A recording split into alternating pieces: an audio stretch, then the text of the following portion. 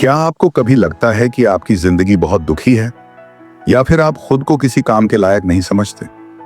तो एक बात जान लीजिए, डेविड गॉगिंस भी कभी खुद को ऐसा ही महसूस करते थे। उन्हें लगता था कि उनकी लाइफ का कोई मतलब ही नहीं है, लेकिन फिर उन्हें एहसास हुआ कि अपनी जिंदगी की जिम्मेदारी उन्हें खुद लेनी होगी, क्योंकि उनका सबसे बड़ा दुश्मन कोई और नहीं, वो खुद थे। इस समरी में आप जानेंगे कि डेविड ने अपनी जिंदगी को कैसे बदला, उन्होंने अपने मुश्किल हालातों का सामना कैसे किया और कैसे वो एक बेहद मजबूत इंसान बनकर सामने आए। आप सीखेंगे कि फोकस कैसे बनाए रखें, कड़ी मेहनत का असली मतलब क्या होता है और खुद पर भरोसा करना क्यों जरूरी है। ये समरी किसके लिए है? यंग एडल्ट्स के लिए, उनके लिए जिन्हें मोटिवेशन और इंस्पिरेशन की जरूरत है, और उन लोगों के लिए जिन्होंने कभी जिंदगी में भेदभाव या कठिनाइयों का सामना किया है। इस जबरदस्त किताब को लिखा है डेविड गॉगिंस ने। डेविड एक रिटायर्ड नेवी सील और आर्मी रेंजर हैं। वो एक मैराथन रनर, ट्रायथलीट और पब्लिक स्पीकर भी हैं। बचपन में पढ़ाई में वो अच्छे नहीं थे और उनके पिता उन्हें हमेशा डांटते और अपमानित करते थे, लेकिन उन्होंने अपनी किस्मत खुद बदल डाली। डेविड ने आर्मी में शानदार परफॉर्मेंस दिया और एक मैराथन के जरिए अपने शहीद साथियों के बच्चों के लिए $2 मिलियन इकट्ठा किए। अब वो रिटायर हो चुके हैं और अपनी कहानी सोशल मीडिया और इवेंट्स में शेयर करके लाखों लोगों को मोटिवेट करते हैं। नमस्कार दोस्तों, मेरा नाम है निखिल कुमार। आप सुन रहे हैं कैंट यू हर्ट मी की हिंदी ऑडियो बुक समरी, सिर्फ बुक वाला दोस्त पर। इस चैनल पर आप सीखते हैं, करते हैं और सक्सेस को अचीव करते हैं। चलिए शुरू करते हैं। इंट्रोडक्शन। डेविड गॉगिंस मानते हैं कि हम में से ज्यादातर लोग अपनी काबिलियत का सिर्फ 40% ही इस्तेमाल करते हैं। यानी हमारे अंदर जितनी ताकत, हिम्मत और हुनर है, हम उसका आधा भी नहीं निकाल पाते। डेविड ने अपनी जिंदगी में बार बार यह साबित किया है कि इंसान अपनी लिमिट से भी आगे जा सकता है। वो खुद को बार बार पुश करते रहें, खुद को हर बार बेहतर बनाते रहें। और अगर उन्होंने ऐसा किया है तो आप भी कर सकते हैं। आप भी अपने डर, दर्द और मुश्किलों को हरा सकते हैं। आप वो बन सकते हैं जो आपने शायद कभी सोचा भी नहीं था। ये समरी आपको बताएगी कि ऐसा कैसे मुमकिन है। डेविड का बचपन। डेविड न्यूयॉर्क के एक अमीर इलाके में पले बढ़े थे। उनके पिता का स्केटलैंड नाम से एक बिजनेस था, एक रोलर स्केटिंग रिंग, जिसकी दूसरी मंजिल पर एक बार भी था। उनकी माँ हाउसवाइफ थी जो उनके पिता से 17 साल छोटी थी। डेविड का एक बड़ा भाई भी था, ट्रूनस जूनियर। बाहर से सब कुछ एक नॉर्मल फैमिली जैसा लगता था, लेकिन हकीकत इससे बिल्कुल अलग थी। उनके पिता बहुत गुस्सैल और कंट्रोलिंग थे। वो हर रात अपने परिवार से स्केटलैंड में काम करवाते थे। डेविड तब सिर्फ 8 साल के थे, लेकिन उनका काम था स्केट्स की देखभाल करना और कस्टमर से रेंट लेना। उनकी माँ कैशियर थी। अगर डेविड से कोई गलती हो जाती तो उनके पिता उन्हें बुरी तरह मारते। एक बार उन्होंने उनकी माँ को दूसरी मंजिल से घसीटते हुए नीचे लाया। एक और बार उन्होंने माँ का सिर दीवार पर दे मारा। जब डेविड ने माँ को बचाने की कोशिश की तो उन्हें बेल्ट से पीटा गया। उनकी माँ ये सब सालों तक सहती रही। स्कूल और दर्द भरा बचपन। डेविड स्कूल में हमेशा थके रहते थे। पहली क्लास में ही वो क्लास में सोने लगते थे, रात के काम की थकान की वजह से। उनके शरीर पर चोट और जख्मों के निशान रहते। इन हालातों में वो पढ़ाई में कुछ नहीं सीख पाए। आखिरकार एक दिन उनकी माँ ने फैसला किया, अब बस। सुबह नाश्ते के वक्त उन्होंने कहा, अब बहुत हो गया, हम यहां से जा रहे हैं। उन्होंने अपने पति का रेयरली यूज क्रेडिट कार्ड और कार ली, और डेविड व उनके भाई ने फटाफट अपने कपड़े एक कचरे वाले बैग में भर लिए। पिता गालियां देते रहे, अपमान करते रहे, लेकिन उनकी मां ने हिम्मत नहीं छोड़ी।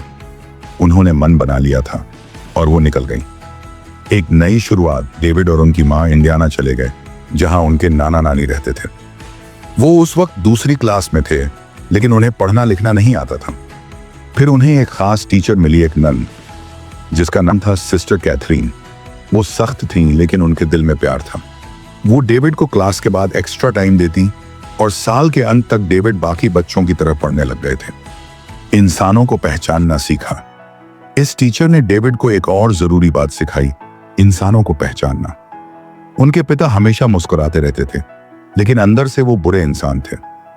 सिस्टर कैथरीन कभी मुस्कुराती नहीं थी, लेकिन वो एक अच्छी इंसान थी जिन्होंने डेविड की बहुत मदद की। नई परेशानियां। तीसरी क्लास में नए टीचर आए। अब बच्चों को कर्सिव हैंडराइटिंग में लिखना सिखाया जाने लगा। लेकिन डेविड को तो अभी सिर्फ कैपिटल लेटर्स में पढ़ना और लिखना आया था। उन्हें फिर से परेशानी होने लगी। इसी बीच उनका बड़ा भाई इंडियाना में एडजस्ट नहीं कर पा रहा था। वो गुस्से में वापस न्यूयॉर्क लौट गया, अपने पिता और स्कॉटलैंड की उसी पुरानी जिंदगी में। डेविड और उनकी मां अब पब्लिक हाउसिंग में शिफ्ट हो गए, जहां उन्हें सिर्फ $60 में रहने की जगह और सरकारी राहत सुविधाएं मिलती थीं। उनकी मां एक स्टोर में नौकरी करने लगी और साथ में स्टेट यूनिवर्सिटी में भी पढ़ाई शुरू कर दी।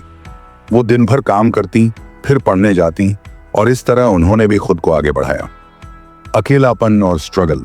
डेविड अपने स्कूल के अकेले ब्लैक स्टूडेंट थे और पढ़ाई में सबसे कमजोर भी। एक टीचर ने उन्हें स्पेशल प्रोग्राम में डाल दिया, क्योंकि उन्हें शक था कि डेविड को ADHD है, एक ऐसी हालत जिसमें ध्यान और बिहेवियर कंट्रोल करना मुश्किल होता है। लेकिन टीचर ने डेविड को ठीक से समझने या सिखाने की कोशिश नहीं की। वो उन्हें बार बार क्लास से बाहर निकाल देती। धीरे धीरे डेविड तनाव में रहने लगे। उन्हें लोगों से मिलने, बोलने या भीड़ में जाने से डर लगने लगा, यानी उन्हें सोशल एंजाइटी हो गई थी। ट्रूथ हर्ट्स, सच्चाई चुभती है। क्योंकि डेविड को स्कूल के लेसन समझ नहीं आते थे, तो उन्होंने चीटिंग करना सीख लिया। यही करके वो एलिमेंट्री से लेकर हाई स्कूल तक पास होते रहे। टीनेज में डेविड के अंदर बहुत गुस्सा भर गया था। उनके हाई स्कूल में 12,000 स्टूडेंट्स थे, जिनमें से सिर्फ 5 ब्लैक स्टूडेंट्स थे। उन्हें लगातार भेदभाव झेलना पड़ता था। लोग बार बार उन्हें काला कहकर चिढ़ाते, जिससे उनके अंदर गुस्सा और भी बढ़ता गया। एक बार डेविड अपने कजिन भाई के साथ सड़क पर जा रहे थे। एक कार उनके पास से गुजरी और उसमें से एक गोरे लड़के ने चिल्लाकर कहा, काले लड़के। उन्होंने उसे नजरअंदाज कर दिया, लेकिन कुछ दूर जाकर वो कार रुक गई। वो लड़का बाहर निकला और डेविड के सिर पर बंदूक तान दी। डेविड डर गए थे, लेकिन कुछ नहीं बोले। थोड़ी देर बाद वो लड़का कार में बैठा और चला गया। डेविड अंदर से टूट गए थे। जो लोग उनकी बेइज्जती कर रहे थे, वो उन्हें जानते तक नहीं थे। ना कभी उनसे मिले, ना कुछ गलत किया, फिर भी इतनी नफरत। उनका मन कह रहा था, क्या मैं वाकई इतना बेकार हूं? डेविड ने सब कुछ छोड़ दिया। जूनियर ईयर में डेविड थक चुके थे, मानसिक रूप से भी और भावनात्मक रूप से भी। तो उन्होंने वही किया जो लोग उनसे उम्मीद कर रहे थे। उन्होंने ढीले ढाले बैगी कपड़े पहनने शुरू कर दिए, अजीब सा हेयर स्टाइल रख लिया। उनके नाना ने उन्हें बर्थडे पर एक पुरानी कार दी थी। डेविड ने उस कार में बड़ा स्पीकर लगाया और जोर से हिप हॉप म्यूजिक चलाकर स्कूल जाने लगे। वो वही एटीट्यूड दिखाने लगे जैसा उन्हें समाज से मिल रहा था। ऐसा लग रहा था कि डेविड अब कुछ नहीं कर सकते। हर सब्जेक्ट में फेल हो रहे थे। अक्सर स्कूल से गायब रहते थे। स्कूल से उनकी मां को एक लेटर मिला, जिसमें लिखा था कि अगर डेविड ने सीनियर ईयर में सुधार नहीं किया तो वो ग्रेजुएट नहीं कर पाएंगे। लेकिन उनके अंदर एक सपना था। उनके नाना एयरफोर्स में कुक थे और उन्हें अपनी नौकरी पर बड़ा गर्व था। हर रविवार को वो यूनिफॉर्म पहनकर चर्च जाया करते थे। यहीं से डेविड के मन में पैरा रेस्क्यू सोल्जर बनने की चाह जागी, यानी ऐसे सोल्जर जो प्लेन से कूदकर मिशन पर जाते हैं और लोगों की जान बचाते हैं। उन्हें लगा कि एयरफोर्स में कोई भी शामिल हो सकता है, लेकिन वो गलत थे। उन्हें पता चला कि इसमें शामिल होने के लिए एक टेस्ट देना पड़ता है, जिसे कहते हैं SWAB। ये एक तरह का आर्मी का SAT टेस्ट होता है। बदलाव की शुरुआत यहीं से डेविड की जिंदगी बदलने लगी। उन्होंने खुद को आईने में देखा और महसूस किया कि अगर जिंदगी बदलनी है तो जिम्मेदारी भी खुद की ही होगी। अब उनकी मां यूनिवर्सिटी में इंस्ट्रक्टर बन चुकी थी। उन्होंने भी अपना दर्द भूलने के लिए दिन रात मेहनत की थी। डेविड ने सीखा, अब भरोसा किसी और पर नहीं, सिर्फ खुद पर करना है। उन्होंने सिर मुंडवा लिया, अपने कपड़े बदल दिए, गुस्से और हिप हॉप से दूर रहना शुरू कर दिया। सुबह 5 बजे उठकर हर रोज एक्सरसाइज और दौड़ लगानी शुरू कर दी, चाहे बारिश हो या बर्फ। मेहनत का नतीजा, डेविड ने हर सब्जेक्ट पढ़ना शुरू किया। पहले किताब पढ़ते, फिर जो पढ़ा उसे लिखते और फिर 2-3 बार बोलकर खुद को दोहराते। उन्होंने लगातार 6 महीने तक ऐसा किया और आखिरकार उन्होंने ASVAB टेस्ट पास कर लिया और हाई स्कूल से भी ग्रेजुएट हो गए। द इम्पॉसिबल टास्क, नामुमकिन जैसा लगने वाला काम। जब डेविड ने पैरारेस्क्यू की ट्रेनिंग शुरू की, तब उनकी हाइट थी 6 फीट 2 इंच और वजन था 175 पाउंड। वो बाकी सबके मुकाबले काफी फिट दिखते थे। रनिंग, पुशअप्स, सीटअप्स और फ्लटर किक्स, इन सब में उनका परफॉर्मेंस शानदार था। लेकिन एक चीज में वो पीछे थे, स्विमिंग। क्यों? क्योंकि वो गरीब थे और उनकी मां कभी उन्हें स्विमिंग क्लास नहीं दिला पाई। पानी से डर और मुश्किल ट्रेनिंग। पैरा रेस्क्यू की ट्रेनिंग में पानी से जुड़ी कई मुश्किल एक्सरसाइज होती थी। इंस्ट्रक्टर ये चेक करते थे कि आप पानी के अंदर कितना शांत और कॉन्फिडेंट रह सकते हैं। कई बार रेस्क्यू मिशन में सैनिकों को समुद्र में कूदना पड़ता है और डेविड को पानी से डर लगने लगा था। उनका स्कोर बहुत खराब आने लगा। सिर्फ 10 हफ्तों की अंडर वाटर ट्रेनिंग थी और उसी दौरान मेडिकल चेकअप और ब्लड टेस्ट भी हुए। हार मानने वाला मोड। चेकअप में पता चला कि डेविड को सिकल सेल नाम की हेल्थ कंडीशन है, जिसमें ज्यादा शारीरिक मेहनत करने पर हार्ट अटैक का खतरा रहता है। डॉक्टर्स ने कहा, अब यह तुम्हारा फैसला है, ट्रेनिंग छोड़ना है या जारी रखनी है। डेविड को लगने लगा कि वो ये सब अब और झेल नहीं सकते। आखिरकार उन्होंने ट्रेनिंग छोड़ी। रिकॉर्ड में लिखा गया, छोड़ा गया हेल्थ इशू की वजह से। लेकिन डेविड जानते थे सच क्या है। उन्होंने अंदर से हार मान ली थी। उन्होंने खुद को पूरी तरह से पुश नहीं किया था। वापस जिंदगी में गिरावट। ट्रेनिंग छोड़ने के बाद डेविड ने एक हॉस्पिटल के कब्रिस्तान में सिक्योरिटी गार्ड की जॉब पकड़ ली। बहुत कम पैसे मिलते थे, लेकिन उनके पास कोई और ऑप्शन नहीं था। अपनी नाकामी से दुखी होकर वो ओवरराइटिंग करने लगे। एक बार में पूरा डोनट बॉक्स खा जाते थे। धीरे धीरे उनका वजन 300 पाउंड तक पहुंच गया। एक नई उम्मीद। एक रात हॉस्पिटल में डेविड की मुलाकात एक लड़के से हुई। वो इकोलैब नाम की पेस्ट कंट्रोल कंपनी में काम करता था। उसने कहा कि उसे एक ट्रक मिला है, ऊपर से कोई बॉस नहीं है और सैलरी भी डेविड से 30% ज्यादा है। डेविड ने यह काम पकड़ लिया। गंदगी और छटका। अब डेविड को रात भर रेस्टोरेंट से रेस्टोरेंट जाना पड़ता था। चूहे और कॉकरोच पकड़ना, कीड़े मारने का स्प्रे करना, यही उनका काम था। एक बार उन्होंने एक रेस्टोरेंट की सिंक के नीचे कॉकरोच का पूरा घोंसला देखा। जैसे ही स्प्रे मारा, सारे कॉकरोच बाहर आ गए, कुछ दीवार पर और कुछ उड़कर डेविड के सिर और कंधों पर चढ़ गए। उस पल डेविड के मन में आया, बस अब और नहीं। वो उसी वक्त वहां से भाग गए। काम का सारा सामान वहीं छोड़कर घर चले गए। पहुंचते ही सबसे पहले नहाकर खुद को साफ किया। लाइफ चेंजिंग पल। नहाने के बाद डेविड ने टीवी ऑन किया और देखा एक navy seal commercial. Navy seal दुनिया की सबसे कठिन और सबसे खतरनाक स्पेशल फोर्स मानी जाती है। उसमें एक कमांडिंग ऑफिसर बोल रहा था, हमें ऐसे लोग चाहिए जिन्हें एवरेज रहना पसंद नहीं और जो हर चैलेंज से लड़ने का हौसला रखते हों। डेविड को लगा जैसे ये सीधे उनके लिए कहा गया हो। उन्हें अपनी बिना दिशा वाली जिंदगी से अब तंग आ चुका था। वो खुद को दोबारा साबित करना चाहते थे। मोटापा और रिजेक्शन। कई ऑफिसर्स ने उन्हें सीधे रिजेक्ट कर दिया क्योंकि उनका वजन बहुत ज्यादा था, लेकिन डेविड ने हार नहीं मानी। आखिरकार उन्हें एक ऐसा ऑफिसर मिला जिसने डेविड पर भरोसा किया। उसने कहा, तुम्हें 3 महीने में 100 पाउंड वजन घटाना होगा और एएस वेब टेस्ट दोबारा देकर बेहतर स्कोर लाना होगा। जबरदस्त मेहनत। डेविड ने दिन रात मेहनत शुरू कर दी। सुबह 4 बजे उठते, ब्रेकफास्ट में सिर्फ एक केला, फिर 2 घंटे स्टेशनरी बाइक पर एक्सरसाइज और उसी दौरान एएस वेब की पढ़ाई। इसके बाद 2 घंटे पूल में स्विमिंग प्रैक्टिस, फिर जिम में weight training, bench press, legs exercise, dinner में सिर्फ चिकन ब्रेस्ट और सब्जियां और सोने से पहले फिर से 2 घंटे स्टेशनरी बाइक राइड। वो रोज पुशअप्स, पुलअप्स और 4 मील रन भी करने लगे। मेहनत का नतीजा, डेविड ने जितनी मिनिमम रिक्वायरमेंट थी उसे पूरी कर ली और उससे भी बेहतर किया। उन्होंने अपनी मां को फोन किया और यह शानदार खबर सुनाई। वो अब नेवी सील ट्रेनिंग के लिए क्वालिफाई कर चुके थे। लेकिन यह तो बस शुरुआत थी। टेकिंग सोल्स, अपनी आत्मा झोंक देना। नेवी सील बनने के लिए जो ट्रेनिंग होती है उसे कहते हैं BUDS। ये ट्रेनिंग 6 महीने चलती है और इसे 3 फेज में बांटा गया है।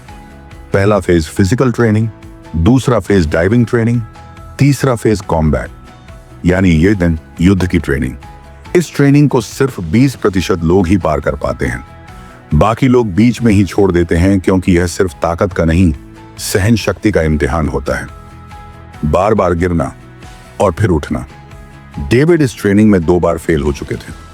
पहली बार उन्हें डबल निमोनिया हो गया था, दूसरी बार उनका घुटना टूट गया, लेकिन उन्होंने हार नहीं मानी।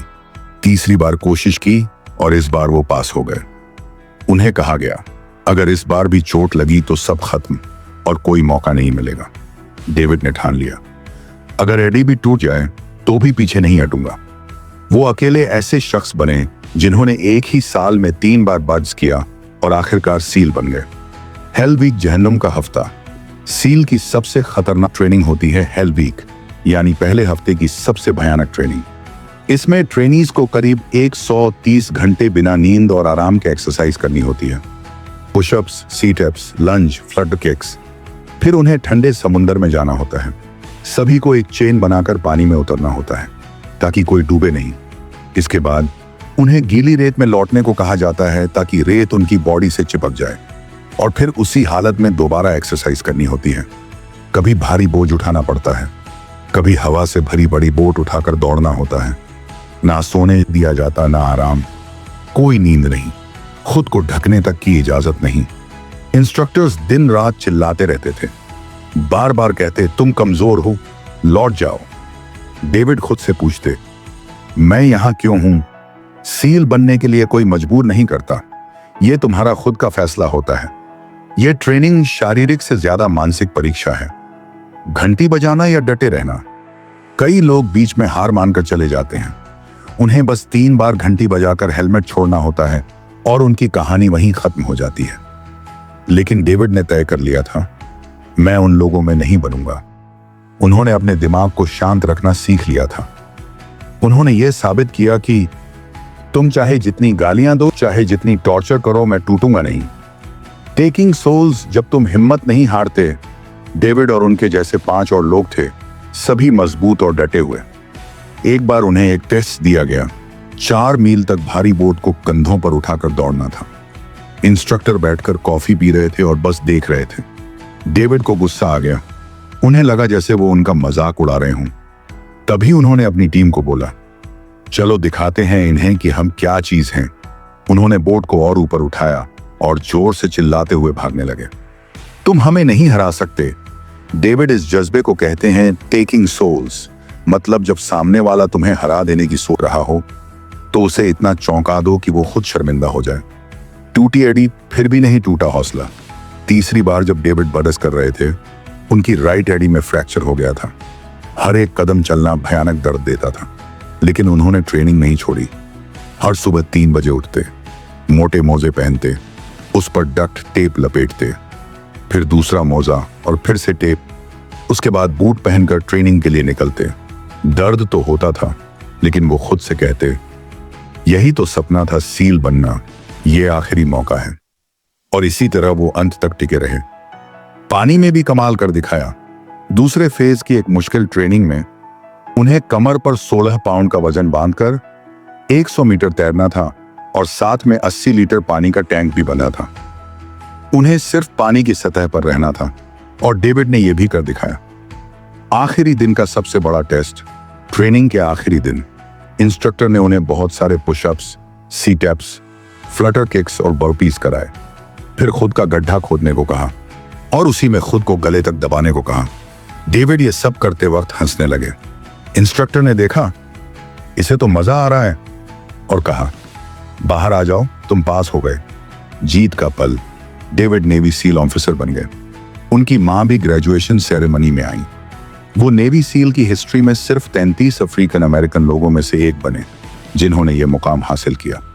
एक ऐसा लड़का जो बचपन में पीटा गया, जिसे पढ़ना लिखना ठीक से नहीं आता था, जो टीनेज में बगावती था, जो कभी डोनट खाते खाते 300 पाउंड का हो गया था, अब वो अमेरिका की सबसे टफ फोर्स का हिस्सा बन चुका था। और डेविड यही नहीं रुके। उन्होंने ठान लिया था, अब मैं अपने माइंड को कंट्रोल करूंगा और हर चुनौती को पार करता जाऊंगा। कंक्लूजन, आप जितना सोचते हैं उससे कहीं ज्यादा कर सकते हैं। डेविड गॉगिंस के लिए यह कहानी यहीं खत्म नहीं हुई। असल में यहीं से असली सफर शुरू हुआ। वो हमेशा अपने आप को चैलेंज करने के नए नए तरीके खोजते रहते थे। उन्होंने आर्मी रेंजर स्कूल ज्वाइन किया और वहां से हॉनर मैन अवार्ड जीत कर निकले।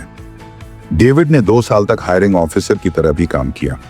वो स्कूलों में जाकर अपनी कहानी सुनाते और स्टूडेंट्स को मोटिवेट करते।